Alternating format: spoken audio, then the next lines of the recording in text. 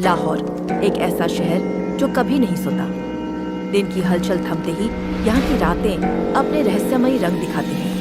लेकिन इस शहर की भीड़ भाड़ में एक ऐसी दास्तान छिपी है जो बताती है कि हर सफर हमेशा सुरक्षित नहीं होता। ये कहानी है आयशा नाम की लड़की की। वो शहर के एक बड़े कॉर्पोरेट ऑफिस में काम करती थी। एक अहम प्रोजेक्ट उसकी पूरी जिंदगी बदल सकता था। इसी वजह से वो अक्सर देर रात तक काम में लगी रहती थी। टैक्सी महंगी थी, इसलिए हर रात घर जाने के लिए मेट्रो बस ही उसका सहारा थी। एक सर्द रात काम खत्म करने में उसे देर हो गई। जब आयशा स्टेशन पहुंची तो प्लेटफॉर्म सुनसान पड़ा था और सारी बसें निकल चुकी थी। तभी अचानक स्पीकर पर आवाज आई, ये आखिरी बस है, इसके बाद कोई बस नहीं चलेगी। आयशा दौड़ती हुई बस में चढ़ गई।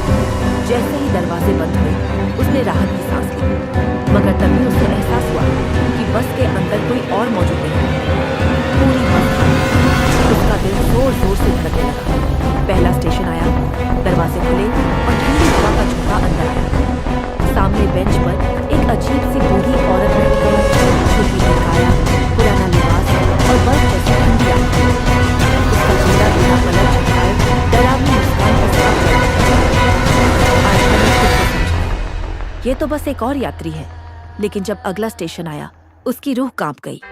वही औरत फिर से उसी बेंच पर मौजूद थी। हर स्टेशन पर वही औरत दिखाई देती थी। बस की लाइट्स बार-बार झलमला रही थी और वो औरत हर बार और करीब आती थी। आयशा ड्राइवर के केबिन तक पहुंचना चाहती थी, लेकिन दरवाजा बंद था। आखिरकार एक स्टेशन पर बस रुकी, मगर दरवाजे इस बार खुले ही नहीं। औरत सीधे आयशा के सामने खड़ी थी। उसकी आंखों में शैतानी चमक थी और उसके होठों पर एक दहला देने वाली मुस्कान। उसने आयशा की गर्दन पकड़ ली। तभी अचानक दरवाजे खुल गए। आयशा ने बिना देर किए बाहर छलांग लगा दी। वो भागती रही तब तक जब तक स्टेशन के बाहर पुलिस वालों की आवाज को सुनाई नहीं दी। हाँफते हुए उसने पीछे मुड़कर देखा। मेट्रो बस वहीं खड़ी थी, लेकिन उसकी लाइट्स अब भी डरावनी तरह से टिमटिमा रही थी। उस रात के बाद आयशा ने कसम खा ली, वो कभी भी उस मेट्रो का रुख नहीं करेगी।